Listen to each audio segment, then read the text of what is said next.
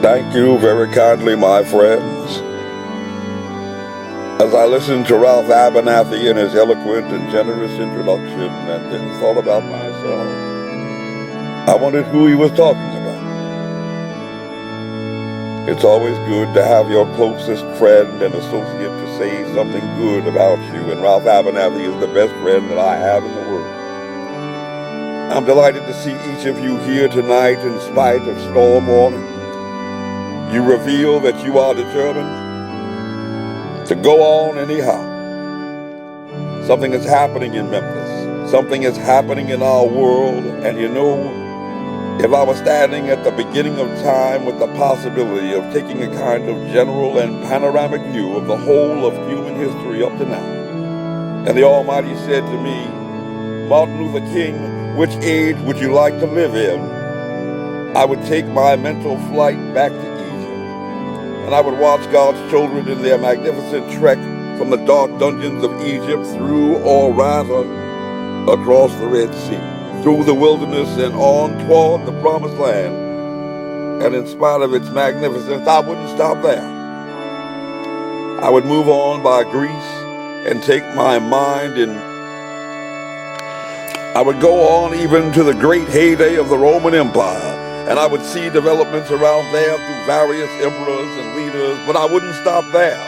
I would even come up to the day of the Renaissance and get a quick picture of all that the Renaissance did for cultural and aesthetic life of man. But I wouldn't stop there. I would even go by the way that the man for whom I'm named had his habitat. And I would watch Martin Luther as he taxed his 95 Theses on the door at the Church of Wittenberg. But I wouldn't stop there.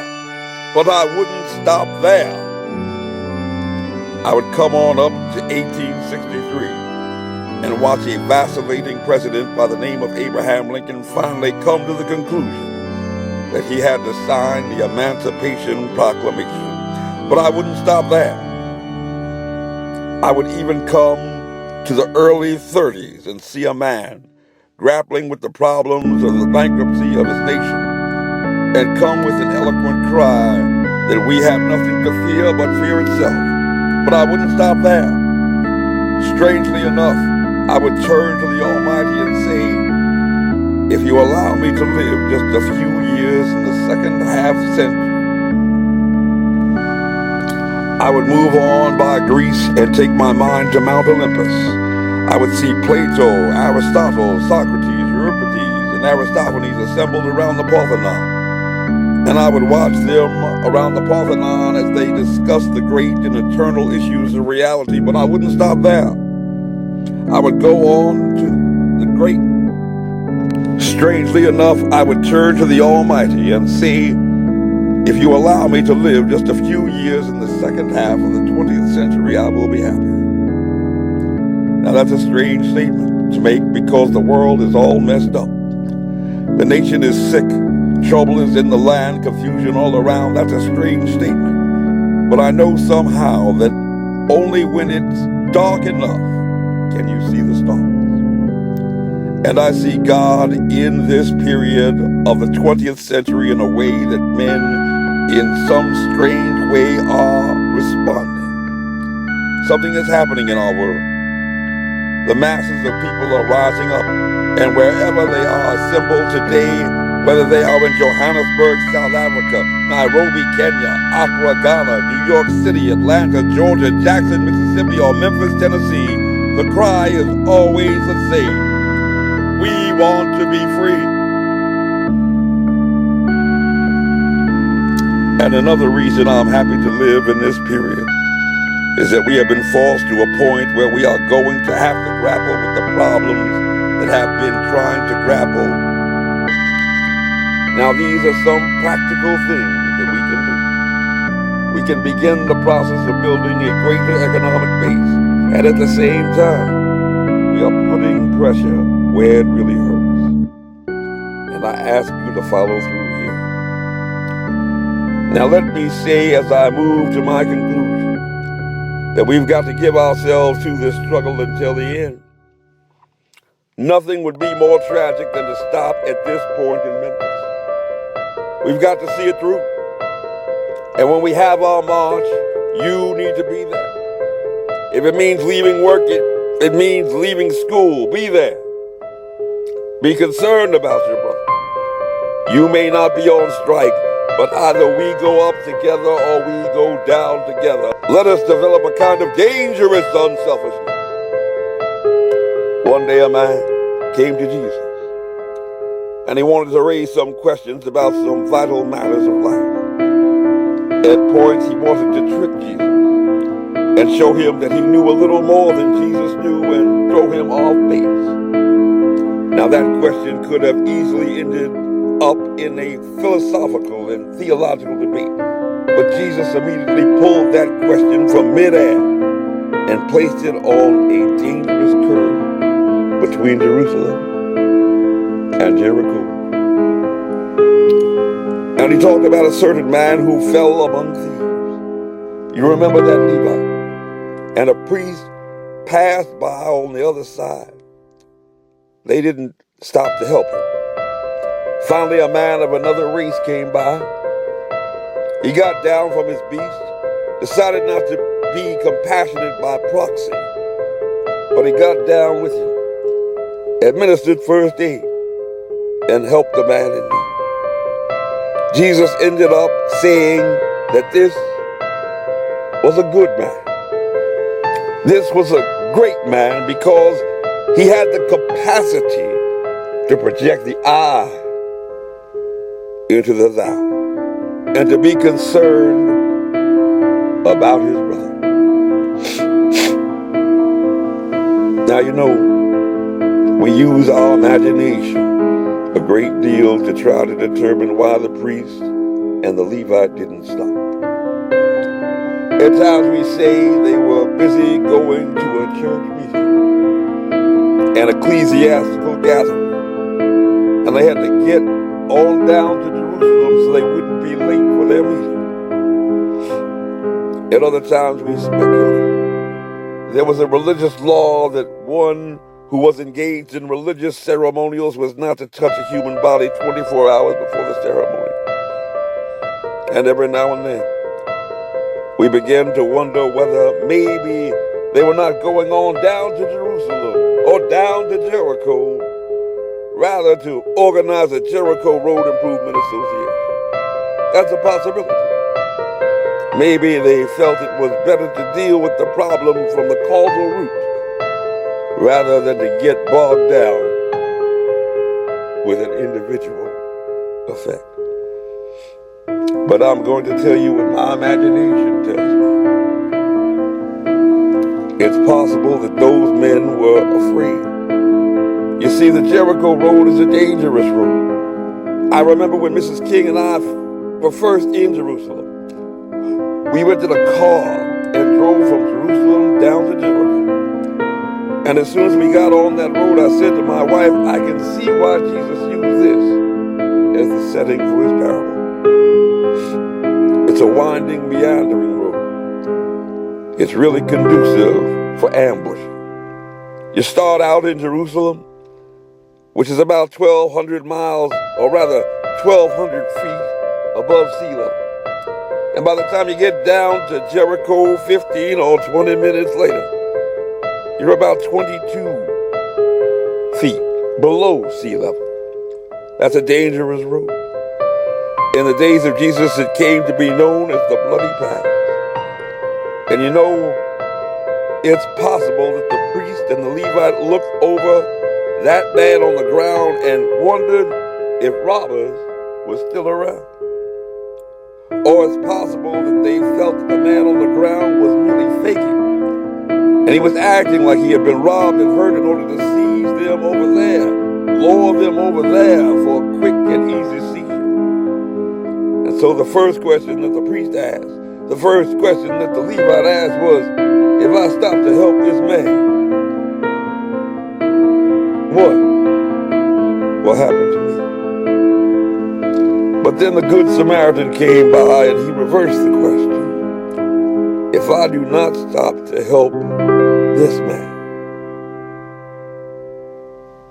what will happen to him? That's the question before you tonight. Not if I stop to help the sanitation workers, what will happen to my job? Not if I stop to help the sanitation workers, what will happen to all of the hours that I usually spend in my office every day and every week as a pastor? The question is not if I stop to help this man in need, what will happen to me?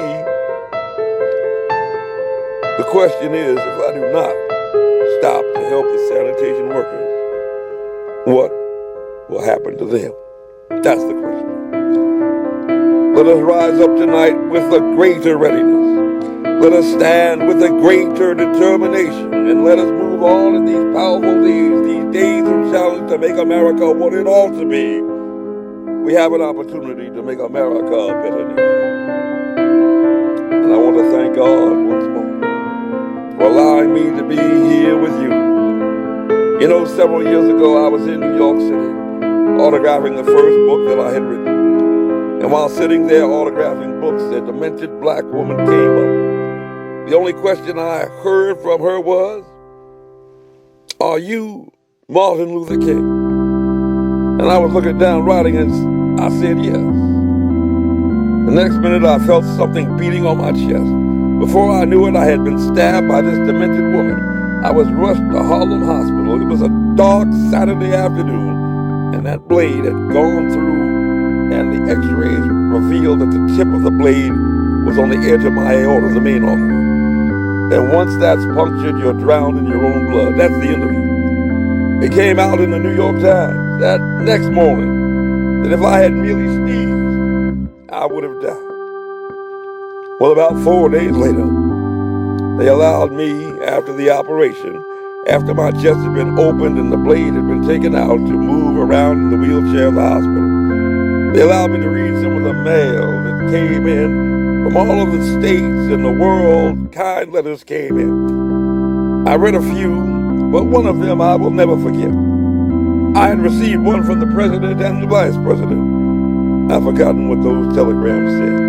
I received a visit and a letter from the governor of New York, but I've forgotten what the letter said. But there was another letter that came from a little girl, a young girl who was a student at the White Plains High School. And I looked at that letter, and I'll never forget it. It said simply, "Dear Dr. King, I'm a 9th grade student at the White Plains High School." She said, "While it should not matter, I would like to mention that I'm a white girl. I read in the paper of your misfortune and of your suffering. And I read that if you had sneezed, you would have died. And I'm simply writing you to say that I'm so happy that you didn't sneeze." And I want to say tonight that I too am happy that I didn't sneeze. Because if I had sneezed, I wouldn't have been around here in 1960 when students all over the South started sitting in at lunchtime. And I knew that as they were sitting in, they were really standing up for the best in American dream and taking the whole nation back to those great wells of democracy which were dug deep by founding fathers in the Declaration of Independence and the Constitution. If I had sneezed, I wouldn't have been around here in 1961 when we decided to take a ride for freedom and ended segregation and interstate travel. If I had sneezed, I wouldn't have been around here in 1962 when Negroes in Albany, Georgia decided to straighten their backs up. And whenever men and women straighten their backs up, they're going somewhere. Because a man can't ride your back unless it is men. If I had sneezed,